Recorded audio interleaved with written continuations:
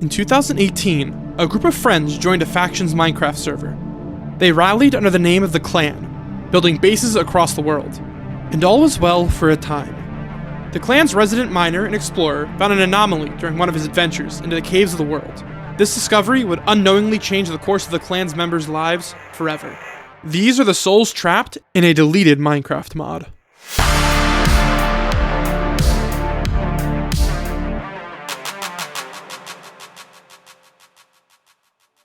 The broken script encapsulates 12 entities, all with varying levels of information on them. Some we know incredibly little about, seemingly only existing to give the player a scare, where others are cornerstones to the events that transpire over the course of the mod's events. The following 4 entries we will take a look at are the most important entities that can be encountered in the world. The first and most important entity is Null, being the first entity that you interact with. He joins your world regardless if it is single player or multiplayer, and heralds the events that are to come. After joining your world within its first few nights, Null becomes a permanent presence. You will begin to notice odd occurrences, such as your vision going dark and distorted audio beginning to play around you. These are all simply Null toying with the player, trying to instill a sense of paranoia and being constantly watched, no matter where you are. The signs found in the clan base structures suggest one of 2 things being true regarding Null. Either he was the original leader of the clan and changed his name at some point after the clan's rise to power on the server, or the player by the name of Ram2Die took over control of the clan when its owner, a player by the name of Blackout, slowly stopped logging on. Null can be found throughout your world in places that you would least expect him. While doing research for this video, I encountered him mining through stone while I was in spectator mode looking for clues. This is one of the numerous ways that Null can appear. Another is spawning in near the player while playing his jump scare sound and forcing the player to look at him. Upon hitting the ground, however, Null crashes your game, forcing you to log back in. You can communicate with Null, if barely. He will respond to certain messages that are sent in chat, and most of them are quite benign, but a few present real insight into the lore. His responses are as follows. If the player types hello or hi into chat, Null will respond with error.type equals null.hello. If the player asks, who are you? Null will respond with error.type equals null. If the player asks, what do you want? Null will respond by saying error.type equals null.freedom. If the player simply types null into the chat, Null will angrily say, the end is nigh. The end is null. If the player asks, can you see me? Null says, yes, he can. He says hello before summoning lightning near the player and jump scaring them. If the player asks Null if he's a friend, Null jump scares the player. If the player curses at Null and says "F you," Null immediately responds by killing the player and kicking them from the world. Null is the only entity that you as the player can directly interact with in the game, and is a decidedly antagonistic character, consistently trying to kill the player or otherwise remove them from the world.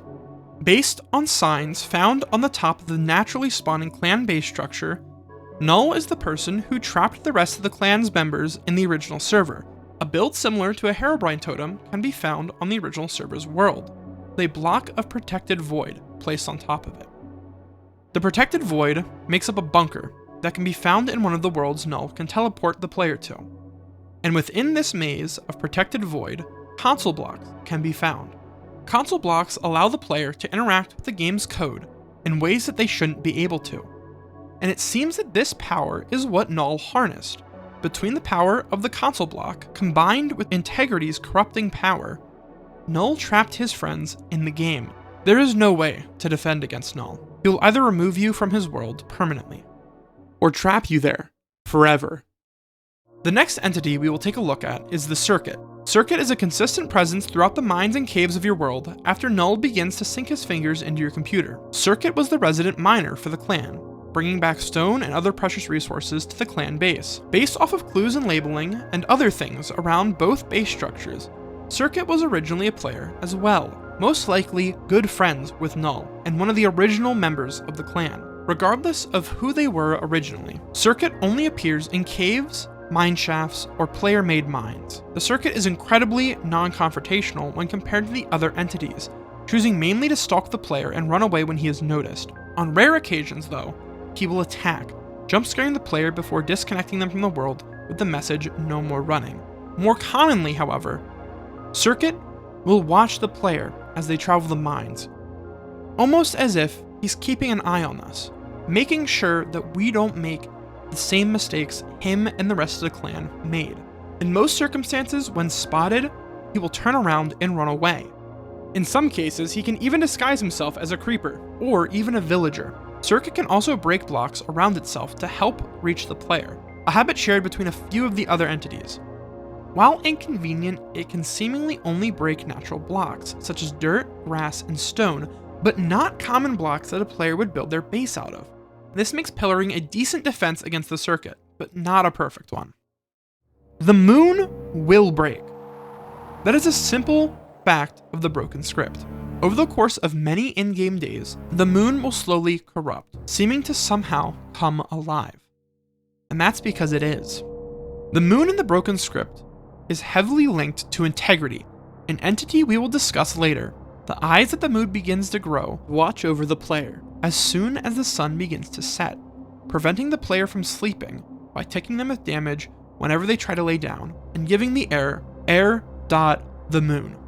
As time progresses, however, the corruption on the moon will become more and more significant. Both of its phases seem to follow the normal Minecraft moon's phasing structure. In the 5th stage is the first time we see an iris in the moon, but in the 6th is when we start to see integrity's true influence. Eyes begin to develop. In the 8th phase of the moon, 4 massive red eyes stare down onto the player, preventing them from going to sleep. In the 14th stage, integrity speaks to you. The first word is I. In the 15th, he says that he can see us. And in the 16th, he confirms, completing the message, I see you. That is his message. A simple one, but hard to miss. The last entity that we will look at is integrity. Integrity is the entity that corrupted Null, and is who controlled Null to corrupt all of the other members of the clan, and is thus the creator of all of the entities that we encounter throughout the mod. It is also the origin for the corruption present on the moon, and the figure that wants you, the player, to become an entity yourself. Integrity formed a physical connection with Null through his computer, which allowed Null to freely interact with the server directly. This includes the source code, which is represented in-game through the protected void bunker that is found in one of Null's dimensions. Protected void is a block made purely of the void that is found below the bedrock, the same void that is referenced in a notebook that can be found in World 2. The note reads, "Deep down under the bedrock, hides he no more." Integrity hid beneath the world, and worked its tendrils slowly up through the bedrock into the lowest reaches of the mines, eventually being found by members of the clan. Integrity was able to sink its claws into the members of the server and trap them there forever. The real meat of the broken script begins when you start to look at its theories. Everything stated here is based off of in-game research, as well as digging through the files and assets of the mod. The majority is based off of my own theories, as well as some answers that I was able to get from the mod's developer, Wendigo Drip, over a few days of back and forth questioning, as well as through theories that I have discussed with other creators. If you do not want massive mod and lore spoilers, please turn back now. For those of you who want to truly delve into the story, however, we will push ahead into the depths of the broken script. There is a world file named World 2, hidden in the mod's assets folders. This world file is of the original server that the clan was a part of, and it mainly includes the clan's complex of a few different bases. Within World 2, there is a pen and quill that can be found behind a boarded up door in one of the visibly older builds. This book is incredibly well protected, being placed behind an iron door that is boarded up with signs, and the sign above the door reads "Ram to die only." And it seems to be a diary, detailing a few events that Ram to die experienced near the beginning of the server. The first entry reads, February 2nd, 2018. A weird structure appeared in the enchantment room. I'm not really sure who placed it here because I was offline for 2 days. Maybe it's just an admin trolling us. This correlates to the structure that can be found in the room behind the chest, with shuttered windows and a bolted door. The entries continue a month later, March 2nd, 2018. Structure made a weird sound I think my game started to lag a bit. And fun fact, every mob despawns if it comes too close to the structure, lol. I love these plugins. Another month passes between the entries, the next being from April. It reads, April 2nd, 2018. Time to build a base for all of us. The clan must grow. This can be assumed to be a large clan base on the hill behind this smaller, upside-down U-shaped house. Based off of the signage and protection around the structure though, Ram to Die never stopped experimenting with the structure he found. The last entry reads, 00.0.0000. The server will become our grave, and this world will be our cathedral. No one will ever know where we are. No one will ever remember us. And I hope he will finally say goodbye. This would appear to be the last entry, but curious players might flip to the very last page in the book. Doing so reveals the note we discussed earlier. It reads, deep down under the bedrock, hides he no more. These entries, while cryptic, reveal some incredibly important information about both the clan, integrity, null, and circuit. The mysterious block that is placed on top of the mysterious structure that Ram to Die mentions is a block of reinforced void, a block that we discussed earlier, and a block that is specific to the maze that can be found while playing the mod. The void maze is where we find the alternate console block. When interacted with, it displays an interface that asks for a code. After digging through the files of the mod with the help of Stevelocks, we were able to find a few codes that gave responses. The first set of 3 codes are all names, all tied into members of the clan. These commands are null. This returns the cryptic message of outside. This also correlates to the name of a block that is found in the files. It appears to be similar to the other blocks that can teleport the player to separate dimensions, but upon entering the block, the player is not teleported in the same way that they are when they interact with the other teleportation blocks. Typing in the name Ram to Die spits out an error, with no other clarification. Based off of interactions in the chat with Null, he does not like to be reminded of that name, and this seems to be him trying to scrub the name from the server. The final command in the set is integrity. Upon typing that into the console block, the string error.nextNight is returned. In one of the tests ran by another content creator, this caused numerous entities to begin spawning in his world. I was not able to replicate this, but there's a possibility that the error.nextNight message correlates to an increase in anomalies spawning. Separate from these 3 commands, however, is the only command that does not send an error when it is run. The command sv.exit returns the player to the overworld if they are trapped in the protected void maze, and is a direct example of the player interacting directly with the source code of the game. But what does this all mean in context? Null, whoever he was originally, was corrupted by integrity. That much we already know. But what we didn't know was the extent of this corruption. This is integrity. Or at least what it looks like when integrity corrupts someone through their computer. Tendrils snake from the computer to the player, connecting them to the world forever. I don't think that Null was a completely unwilling participant in his transformation from a human player to the anomaly that we see on the server. Written on signs throughout the clan base structure can be found references to a rough home life from one of the other members, and troubles that are mentioned in one of the signs are keeping said member away from the game. Another member left the room that they were renting to go off and build their own base, perhaps even their own clan.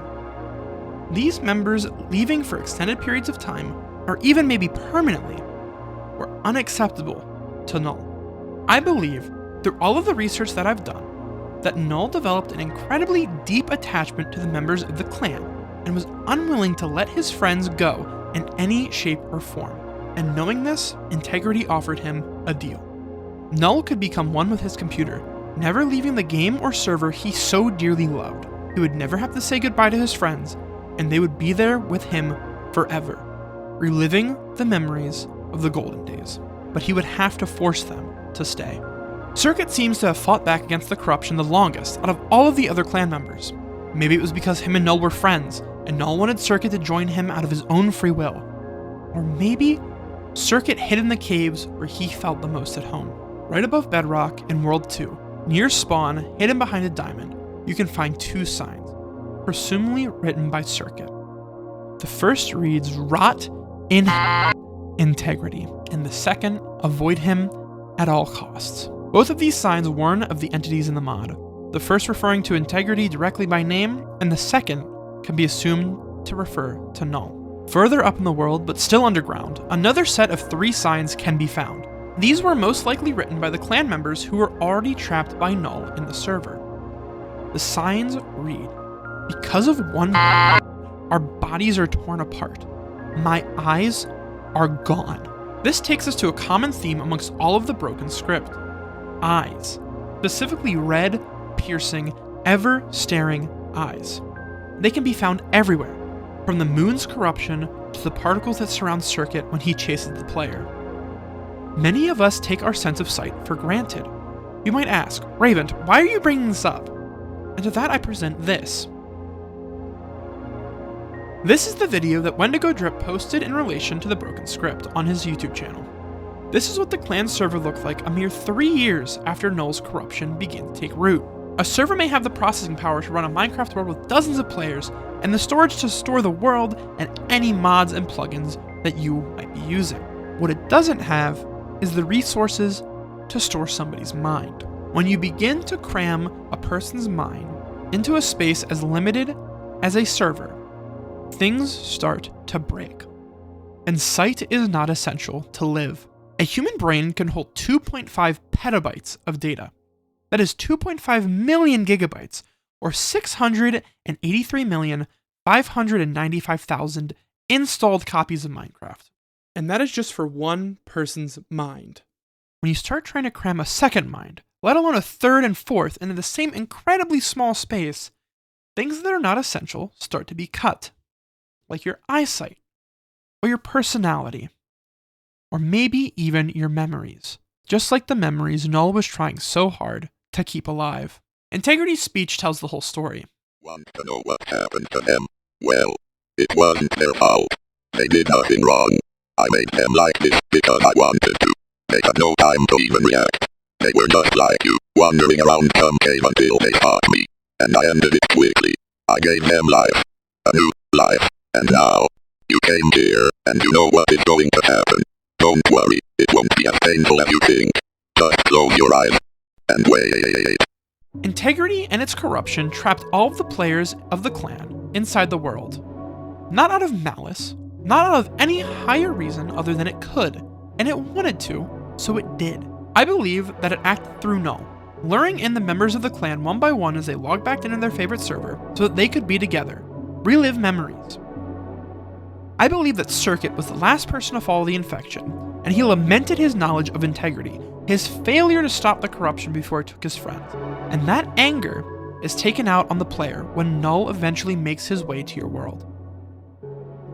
I believe that in some twisted act of something you could barely call mercy, Null saved his friend for last, so that he may see the glory in Integrity's corruption of the server. But he never did. He fought back as much as you can against a being that is invulnerable to any type of physical or electronic attack. Integrity is a virus with its own twisted sense of self that took it upon itself to end the normal lives of this group of players, and trapped their souls in a prison of darkness. It trapped them in a complete digital state of sensory deprivation.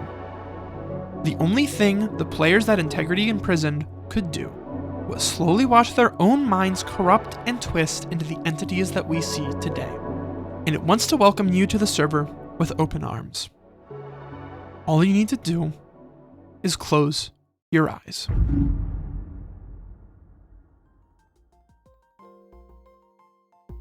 There is a chance that these theories are not correct. While based on evidence that I found in the game, it is incredibly cryptic. And even with the amount of time that I spent going through the mod, I have not seen everything. As the mod continues to develop, I will update my theories and continue to speculate on what or who is truly behind the broken script. And to all my fellow researchers out there still hunting for clues and delving deep into the files and anomalies of this mod, happy hunting. Stay safe, and good night.